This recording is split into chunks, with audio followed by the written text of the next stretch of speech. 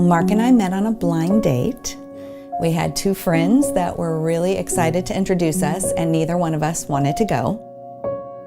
We had both told our mutual friends that we would go once and we never wanted to hear about it again. And let's see, we were engaged 3 months later and married 9 months later. I came in with these expectations that my marriage was going to be different than the family that I had grown up in. But I didn't really have a plan as I look back. I remember that first year of spending together. It was good, just the two of us. But when we added kids into the mix, all of a sudden you're dealing with the needs of kids, and honestly we were caught off guard by how much energy that would take. And then we had the challenges of finances and just not enough money to go around. And then you add in our differences. It was like all of a sudden our differences were bumping into each other. There was just so much unexpected in this journey called marriage that I never anticipated. We had a lot of change and transition, which is normal, but with that came pressures that weren't accounted for.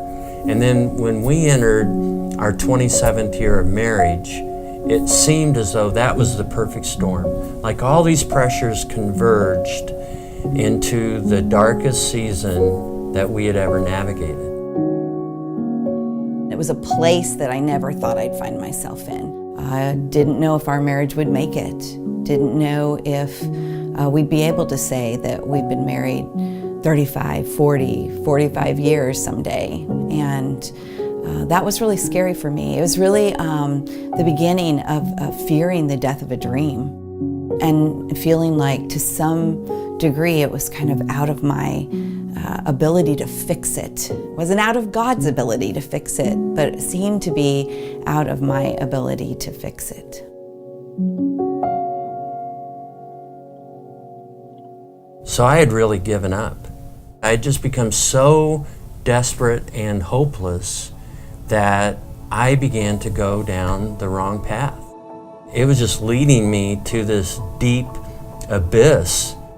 And in the midst of that abyss, God really met me and said to me, Mark, if you'll trust me, I'll take care of all these issues that brought you here.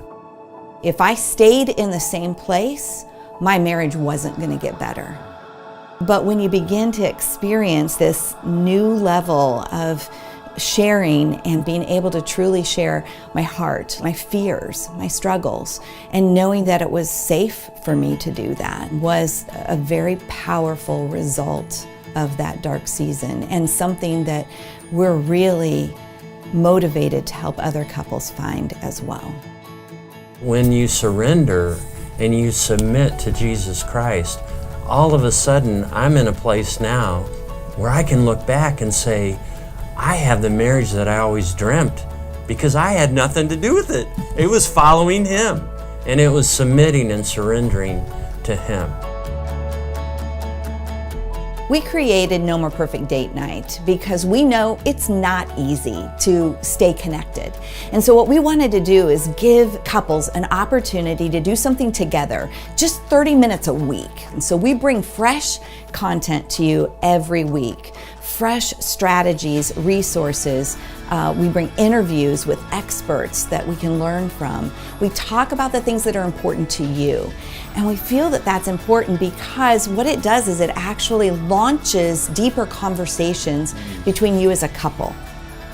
It is worth it to step in and experience and to live in the very marriage that you crave and desire. And so I want to just ask you, take part and step in and grab hold of the resources that we have for you. It's going to be life-changing because that is what Christ is doing. And for Mark and I, we absolutely believe that the best of marriage is ahead of us. And when we look behind and we look at the hard work, it was worth it. It was 100% worth it. And no matter where you're at, God is in the business of working miracles in your relationships.